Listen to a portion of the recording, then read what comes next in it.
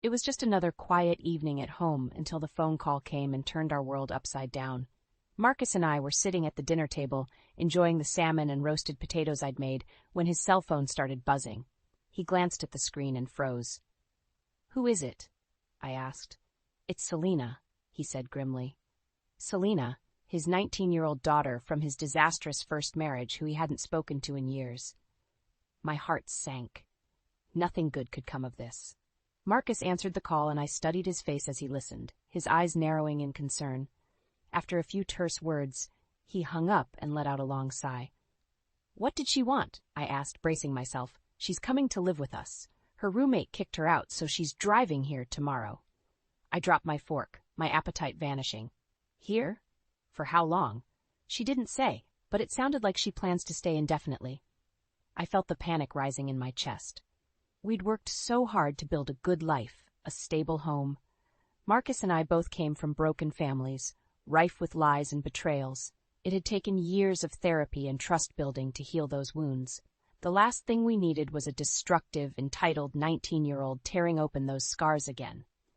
"Can't her mother take her in?" I asked. Marcus shook his head. "You know how that went. The divorce was nuclear. They haven't spoken since."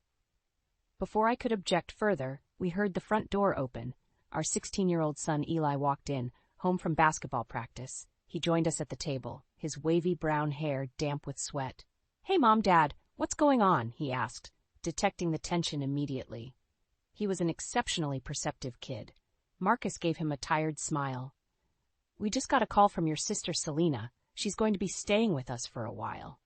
Eli's eyes widened in surprise. He knew little about Selena, other than the few bitter stories Marcus had told over the years. Okay, Eli said slowly. "How long is she staying?" "We don't know yet," Marcus admitted. An uneasy silence settled on the room. I could imagine the worried thoughts spinning through Eli's mind. Selena's sudden arrival would disrupt the stability he valued so deeply, but he was too kind-hearted to voice those concerns. I reached over and gave his hand a reassuring squeeze. Then I turned to Marcus, my eyes flashing with determination. "We need to set firm ground rules," I said. "No freeloading or taking advantage. If she wants to stay here, she needs to get a job and contribute." Marcus nodded. "You're right. I'll make that clear when she arrives." But as we cleaned up the remains of dinner, I couldn't shake the feeling that nothing good would come from Selena's return. The past has a way of catching up, even if you barricade the door. The next morning I woke up feeling uneasy. Today was the day Selena would arrive. Marcus had cleared out the small guest room for her, but I doubted she'd be happy with the cramped space. Over breakfast, Marcus tried reassuring Eli. "Don't worry, I'm sure Selena has grown up a lot since I last saw her. Just try to make her feel welcome." Eli nodded, but I could tell he was dreading her arrival as much as I was.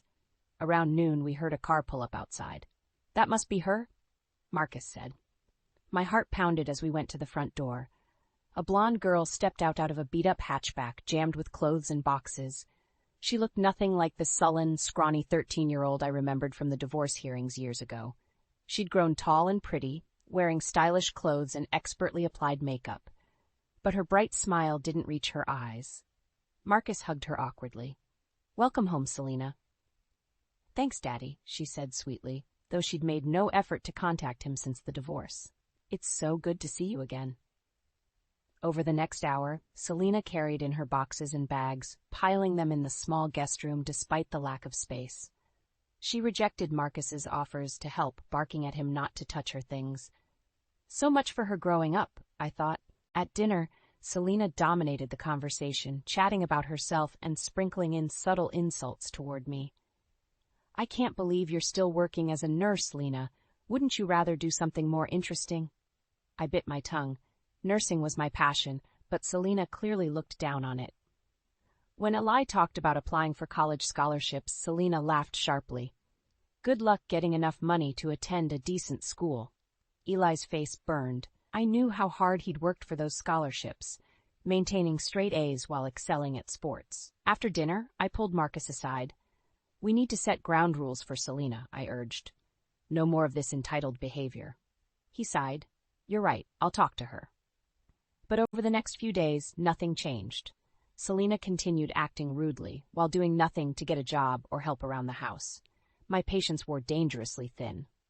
Then came the final straw. I arrived home from work one evening to find Selena gone and Eli sitting alone, his face pale. "What's wrong?" I asked. "She stole my laptop, and my money jar was empty." His lower lip trembled. There was over $500 in there from my job. Rage boiled inside me. That money represented years of Eli's hard work and sacrifice. When Selena finally swanned in, I confronted her. "Give back Eli's money and his laptop now." She smirked. "Or what? You'll kick me out." I wanted to slap that smug look off her face. But violence wouldn't solve anything. Selena was toxic, destroying all she touched. I had to protect my family from her, even if it meant driving away Marcus's daughter for good. I decided right then and there. Selena had to go.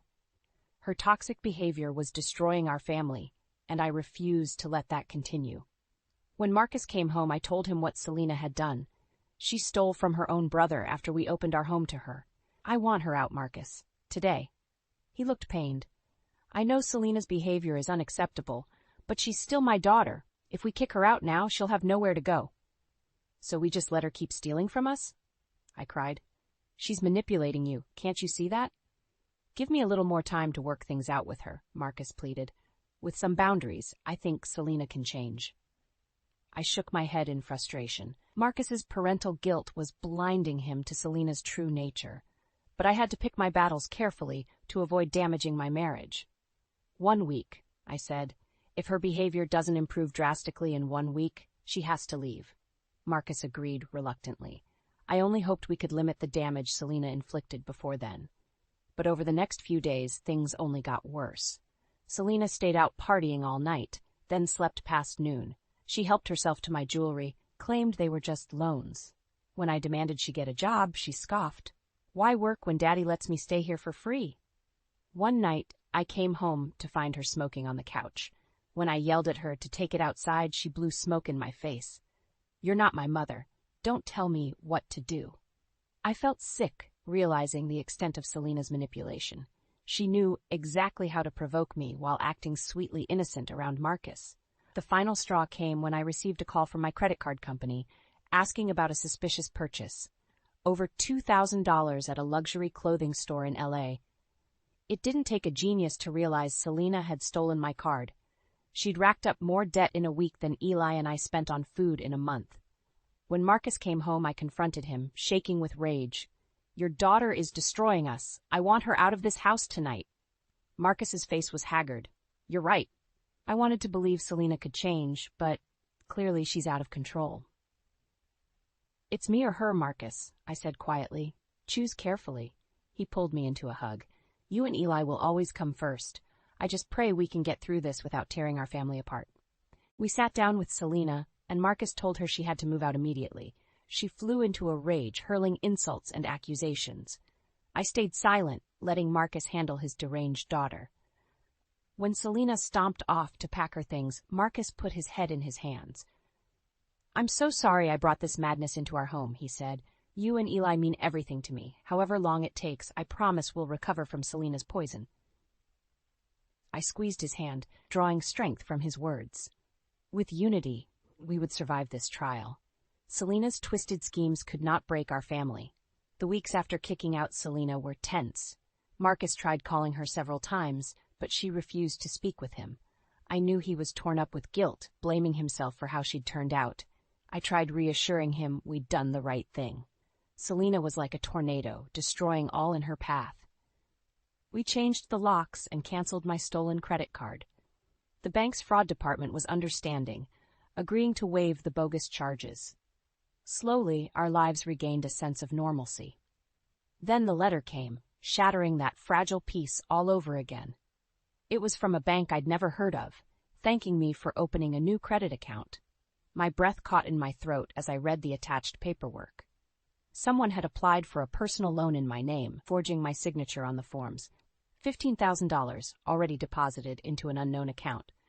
My hands shook with anger and panic. That amount of debt could devastate our family, and there was only one person who would stoop so low.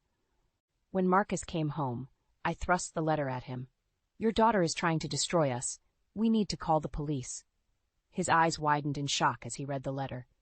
My God, I know Selena has issues, but outright identity theft? He slumped at the table, head in his hands. This is all my fault. I failed her as a father. My anger thawed slightly. As much as Selena infuriated me, I knew this betrayal devastated Marcus even more. I sat down beside him. You did your best with her under terrible circumstances. Some people just refuse to change. But now we need to focus on protecting ourselves and Eli. Will you call the police to report the fraud? Marcus sighed heavily, but nodded. You're right. I need to do the responsible thing, no matter how painful. We spent an agonizing hour on the phone with the police and bank, filing reports about Selena's crime. It still boggled my mind that the smiling little girl I remembered from Marcus's wedding photos could grow into this heartless criminal. The bank investigator informed us the loan had been taken out locally, meaning Selena was still lurking nearby. The thought made my skin crawl. That night, as we lay in bed, I turned to Marcus. We'll get that loan invalidated. The bank believes we're the victims here. I hope you're right, he said, because if not, this could financially devastate us. We could even lose the house. The unspoken fear hung heavy between us. Selena wasn't content just poisoning her father's memory of her. She aimed to completely destroy his new family, no matter the cost. As I finally drifted off to sleep, I repeated a silent mantra. Selena's scheming couldn't touch us, no matter how hard she tried. Goodness and truth would prevail. But in my heart, I harbored a cold anger I'd never felt before. If Selena continued threatening my loved ones, I would stop at nothing to take her down. Over the next few weeks, we heard nothing from Selena. The bank was investigating the fraudulent loan, buying us time before the debts came due. The police had tried visiting Selena's last known address, but she'd already vacated her apartment, leaving no trace. Marcus spent hours scouring online records, trying to find where Selena had disappeared to, but it seemed she knew how to avoid being caught. A true con artist. Then on a sunny Saturday, everything changed again. Marcus was at a weekend teaching conference, so Eli and I decided to see a movie together. But when we returned home, I instantly sensed something was wrong. The front door was ajar. My pulse pounded as I rushed inside, Eli close behind. Wait in the hall, I told him. If Selena was lurking inside, I didn't want Eli getting hurt. I crept forward, peering into the darkened rooms. At first, nothing seemed disturbed. Then I reached Eli's bedroom. The entire room had been ransacked. Dresser drawers flung open, mattress upended, closet ransacked. Eli rushed in behind me, crying out in shock. That's when I saw the paper on his bed, scrawled with a taunting message, "College fund gone. Oops, better start bussing tables, loser brother." Red spots swam before my eyes. The college fund Marcus and I had painstakingly built for Eli, untouched until now nearly $20,000 for his future, was gone, stolen by Selena to fund her extravagant tastes, while she left crude insults for the brother she'd never bothered to know. I heard a strangled sob behind me. Eli's face was white, eyes glittering with tears. All that money you saved for me, gone. I wrapped my arms around my kind, diligent son, so undeserving of this cruelty. We'll figure this out, I promised. But inside, my blood boiled. That money was meant to give Eli a chance at a better life. And Selena had snatched that dream away without a second thought. When Marcus arrived, he broke down at the violation of our home and Eli's loss. I rarely saw my soft-spoken husband enraged, but today his fury mirrored my own. Our savings drained, our locks picked, our son senselessly tormented. Enough was enough. Selena had to face consequences before she destroyed more innocent lives. The next evening, ignoring Marcus's warnings, I drove to the rundown motel where Selena was rumored to be staying. Sure enough, I spotted her beat-up hatchback out front. I banged on her door until she finally opened it, smirking when she saw me. Well, if it isn't St. Lena, come to preach about morality? I slapped her across the face. You absolute monster, I spat. Wasn't ruining our lives once enough for you? Selena's grin vanished. You'll regret that, Butch, she hissed, lunging toward me. We scuffled briefly before I shoved her back inside, slamming the door in her contorted face. I strode away, trembling but resolute. One way or another, Selena's reign of terror ended today. I had given her every chance to change. But some people rotted from the inside out, beyond hope of redemption. Dragging them from the darkness risked them pulling you down into their depths. Selena had proven herself a soulless parasite, incapable of goodness. Now it was time to excise her from our lives for good, before her fangs struck again. In the weeks after my confrontation with Selena, I waited on edge for her retaliation. Marcus increased security around our home. I pulled Eli from school, not wanting him alone until Selena was apprehended. But as days passed with no sign of her, we began to breathe easier. Maybe she had realized her crimes would catch up with her if she stayed in town. Then, late one night, I awoke to blaring fire alarms. Marcus and I rushed to Eli's room and found it filled with smoke, flames licking up one wall. We grabbed Eli and raced outside, moments before the fire engulfed his bedroom. As firefighters extinguished the blaze, suspicion gnawed at me. This was no electrical mishap. Selena had made her final, desperate play for revenge. The police investigation confirmed my fears. Traces of gasoline had been splashed along one side of the house and ignited. A disturbing amount, enough to incinerate us as we slept if the timing had been slightly off. Marcus's face was haggard as he spoke to the investigators. "My daughter Selena Rogers is your arson suspect. We have evidence she committed identity theft and burglary against us. This fire was her latest attempt to harm my family." With the troubling revelations about Selena's escalating crimes, the police finally took serious action. They obtained security footage from nearby cameras, showing a figure in Selena's car fleeing the neighborhood right before firefighters arrived. Arrest warrants were issued. Selena's name and photo were distributed to local media, labeling her an armed and dangerous fugitive. Marcus even made a direct plea for Selena to turn herself in, promising she'd still receive due process. But Selena remained in hiding, our lives frozen in limbo as we waited for the snake to strike again. I stayed locked indoors with Eli, rifles and fire extinguishers within reach. She'd taken so much from us already. I refused to let her steal our sanity, too. Then late one evening, I got an unexpected call from the lead detective on our case, his voice urgent. "You need to check the news right away. Selena Rogers was just apprehended." I grabbed Marcus and Eli, and we turned on the TV with trembling hands. A breaking news report showed Selena in handcuffs outside a pawn shop, stolen jewelry and electronics scattered at her feet. The very items she'd looted from our home. She cursed and spat at reporters as police stuffed her in a squad car. Selena had grown so convinced of her own invincibility that she'd slipped up and gotten caught red-handed. As the reporters recounted Selena's shocking crimes against her own family, her reputation lay in tatters, the real monster exposed underneath the pretty surface. I almost pitied her. Almost. That night, with Selena in a cell and our home protected, we finally slept in peace. The next weeks would be difficult, untangling the wreckage Selena left behind. But the storm had passed. Her lies could haunt us no more. A new dawn had broken, full of promise and hope. In the weeks after Selena's arrest, we slowly regained a sense of normalcy. With Selena locked up on multiple felony charges, the dark cloud that had choked our home finally lifted. I took Eli out for belated birthday celebrations at his favorite restaurants. Marcus and I spent evenings reminiscing about happier times before Selena's arrival. We started making plans to repair the fire damage and replenish our drained finances. There were still court dates looming. Marcus agonized over having to testify against his eldest daughter, no matter how estranged they'd become. I tried to steel my heart, reminding myself of all the suffering Selena had inflicted. Then we received shocking news. While in jail awaiting her trial, Selena had gotten into a violent fight with another inmate. The details were murky, but the results were clear. Selena was dead. Marcus took the news hardest of all. He locked himself in our room for days, torn apart with guilt. I focused my energy on comforting Eli, who despite everything felt saddened at the loss of a sister he'd never known. In the weeks that followed, we learned more disturbing details about Selena's final days. The inmate she'd clashed with claimed Selena had bragged about the rush she got from deceiving people, saying she wished she'd stolen triple the amount from us. Hearing Selena's callous words helped harden my heart. She'd felt no remorse for destroying lives. In the end, her greed and aggression had collided with someone equally vicious. With Selena gone, the case against her unraveled quickly.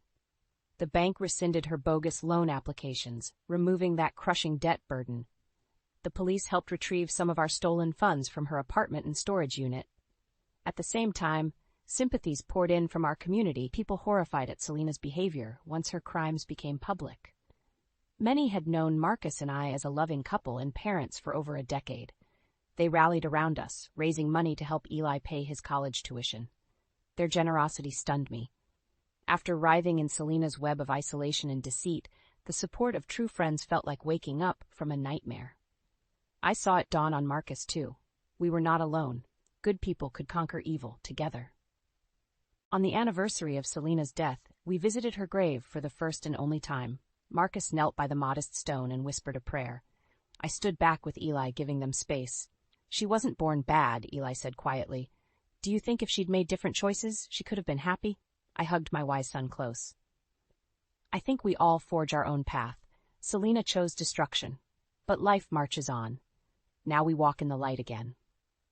Marcus joined us, finally looking at peace. He took my hand, a gentle smile on his face. Thank you for staying by my side, he said. Your love guided me out of the darkness. Together, we turned and walked into the sunset, leaving Selena's tempestuous ghost behind. The future awaited, bright and full of hope. In the months after Selena's death, our family slowly healed. The fire damage was repaired, stolen money recovered, debts settled. Bit by bit, we reclaimed what Selena had tried destroying. But some wounds aren't visible. I woke choking from nightmares of flames engulfing our home. Marcus withdrew into himself for days at a time, brooding with guilt, and Eli became quieter, jumping at small noises and keeping his bedroom door locked. So I suggested we start seeing a family counselor. At first, Marcus resisted, ashamed at needing help, but eventually he agreed it was necessary to fully mend our battered spirits.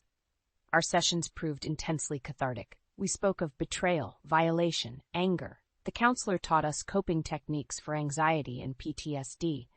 He urged us to vocalize our feelings rather than bottling them up, which had strained my relationship with the brooding Marcus. I discovered depths of pain in Marcus I'd never realized. He admitted part of his desperation to help Selena stemmed from regret over his failures with her as a child during his divorce. The counselor eased his shame, reframing his efforts as misguided rather than malicious. For Eli, the greatest solace came from restoring normal routines. He rejoined school sports teams, volunteered at a homeless shelter, and took a part-time job at an ice cream parlor. Focusing on productivity and community engagement helped alleviate his sense of helplessness. 6 months later, with our counselor's approval, we decided to close the book on our tribulations with Selena. We used the last of her recovered stolen money to take a family trip to Hawaii, visiting breathtaking beaches and eating decadent dinners. No friction, no drama, just joyful quality time together. On the final night, Marcus and I renewed our vows on the beach under a sunset, Eli proudly officiating. I gazed lovingly at my two men, my champions. Selena had tried tearing us apart. Instead, we'd emerged stronger than ever. Not all scars fully disappear, but you can choose to wear them proudly, refusing to let past pain define you. Our family embodied that resilience. On the plane ride home, I penned a journal entry I later shared with Marcus and Eli. The past year contained agonizing trials, but also profound growth. We cling closer now, wounds healed into wisdom. Selena acted as a wicked knife, slicing open old injuries and inflicting new ones. But we three are the stitching, holding fast, binding up the cuts, making whole what was rent. Our imperfect family will not just survive, but thrive. The darkness recedes, healing dawns, and the light everlasting remains. Later that week, I tucked my journal away in a keepsake box. The final remnants of Selena's ruination, trial transcripts, bank statements, police reports, went into the trash for good. Marcus hugged me close. It's finally over, he said. Now we build something beautiful from the ashes. I smiled up at my husband, then pulled Eli into our embrace. The storm had passed, our lives stretched ahead, sunny and bright, and we would walk this new path arm in arm, faces tilted toward the light.